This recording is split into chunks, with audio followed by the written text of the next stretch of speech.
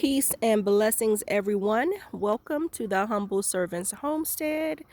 We are out here today. I came to harvest some kale and collards for an order that I have, and then noticed that a couple of beets were ready this morning. And then I thought about it, and I haven't given you guys a garden update in quite a while. So here we are.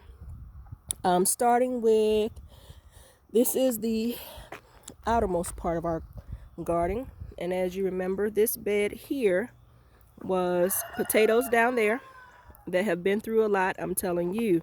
But some of them have rebounded nicely. I don't know what that harvest looks like down in there, but judging by the greenery tops that did come back after the second time being burned down by frost, I think they're looking pretty decent. This is our strawberry patch where we move the strawberries to. There are two different varieties in here. I couldn't tell you which one is where, but I will tell you, judging by where you see, you can kind of see how these are looking a little scarce. They are still thriving. They are putting on nice strawberries, but not so much runners compared to these on this side that are all over the place and just happy. I will let you know that I have not had to deal with slugs this year for my strawberries, but as you can see, we have wood chips down as well. So my biggest contender and competition as far as the strawberries and nature this year have been the birds. They come out here and let me see. They come out here and just eat what they're gonna eat and go on about their business. But hey, let me see here. Oh, this one, that one's ready. That one not so much. But yeah, they come out here and do what they're gonna do. See, we have some in here. They come out here and eat what they're gonna eat and going on about their business. So yeah, those are the strawberries. And let's move on right along.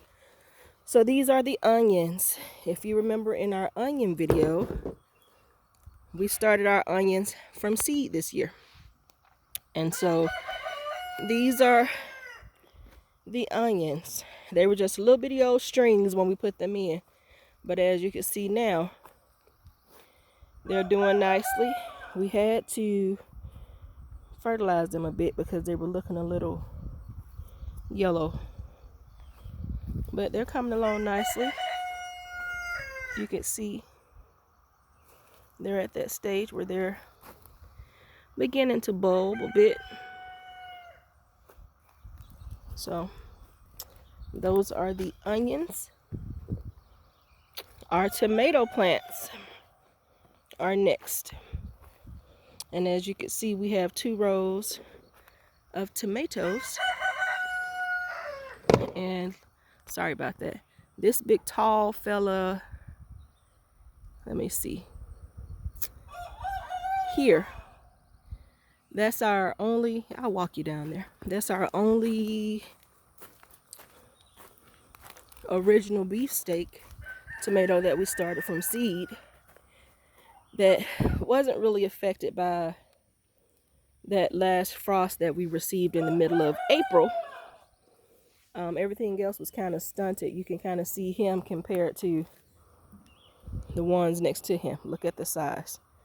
And he's flowering. So expecting tomatoes pretty soon. And actually a few of them are flowering. Like even that one is putting on flowers, but it's just not as tall because of the frost that stunted it. But nonetheless, we're still happy about that. See a lot of them putting on flowers. And then the next row over, we have Callaloo, which is, let me see, this row here, Callaloo plants. They're coming along nicely. And then 2 rows past that is a little bit more Callaloo being shared by a row of cabbages. Okay, and of course you guys know this is our no-till bed section. I have a few more heads of broccoli that need to come out. and some heads of cabbages that are ready to be harvested. There are, let me see down this row, a few heads of red cabbage that, let me see, are almost ready. I'll give them about maybe another week or so and they'll be ready to come out. But the cabbages on this side have done pretty decently. This variety that we planted this year is called Early Jersey Wakefield, and it's not a super huge head of cabbage, but it's a sweet one. And so these cabbages, this variety rather, only gets, so beautiful, only gets between 2 to 4 pounds. And as you can see, where we harvested the broccoli last week, the little side shoots of broccoli need to be harvested today. A couple of cauliflower here coming along nicely. Yeah, and the Brussels sprouts are doing pretty well. I don't know what's going on with the sweet peas. I know that they do not care much for heat, and so it's been pretty hot, and I'll show you this. It's been pretty hot. I come out and I do harvest in the morning what I can find, but for the most part I think they're coming to their end pretty soon. Although there are still flowers on here, this heat has been brutal and intense, so we'll see how that goes. But I still come out here and do my part in the mornings because I love my peas. And as you can see, that's about maybe half a pint. Yeah, so those are the peas. And like I said, this row here, we put Callaloo in here. It was supposed to be purple hull peas, but we decided last minute to move those down to the bottom garden. And another, what, four plants of Callaloo, and then we have the kale. We have our cabbages. This year, the variety of cabbages that we decided to plant on this side are early acres. And to be honest, I didn't think that the seeds that I started were gonna do anything. So I was surprised that we actually got these. But this is also a small variety of cabbage. This cabbage is supposed to get between 3 and 4 pounds, if I remember correctly. But the outer leaves are doing really well. But like I said, it's a smaller head of cabbage this year. I don't remember the variety that we grew last year. But those cabbages got over 9 pounds last year. But yeah, so these are the cabbages this year. For this particular growing season, I will be starting seed again June the 1st for our fall brassicas. But yeah, and these are the collards. So I'll be harvesting collards this morning as well. And of course, these are the kale plants that keep giving, ready to be harvested again. Yeah, and this is our dinosaur kale, or laccionata, whichever you call it. But yeah, that's what those are. And then those are the beets. Step over the row here. These are beets. So I came out to harvest the kale this morning and noticed that a few of the beets were ready. And as you can see, they are full in there. When we planted them, we did not thin out any. So some of them are growing in their little teardrop bulb that beets typically grow into, and some of them are looking a little disfigured. That doesn't affect the taste at all. I will be having my beet juice this morning as a result of it. And the beets, they share the row with our carrots, and apparently tomatoes too, because we planted carrots and tomato plant or two popped up, or three, I'm sorry, one, two, three. There are 3 tomato plants in here, and they have flowers on them. And so I do know that carrots and tomatoes are good companions to plant together. So that kind of worked out nicely. We did not remove the tomato plants, we left them, but these are the carrots. And we do have several varieties of carrots in here. Even on the end, as you can see, some more are beginning to pop up right here. Those are the last that we planted to kind of fill in that area when the others that we planted did not grow. So we'll have carrots ready about 3 separate times this year. But that's the carrots and the beets. Let me see if I can step over in here. And these are the beets that I pulled this morning. So, yep, next row is squash or cucumber. We thought there was a squash. These are actually volunteer plants from the compost. They were looking like squash. We planted them and now it looks like, where is it?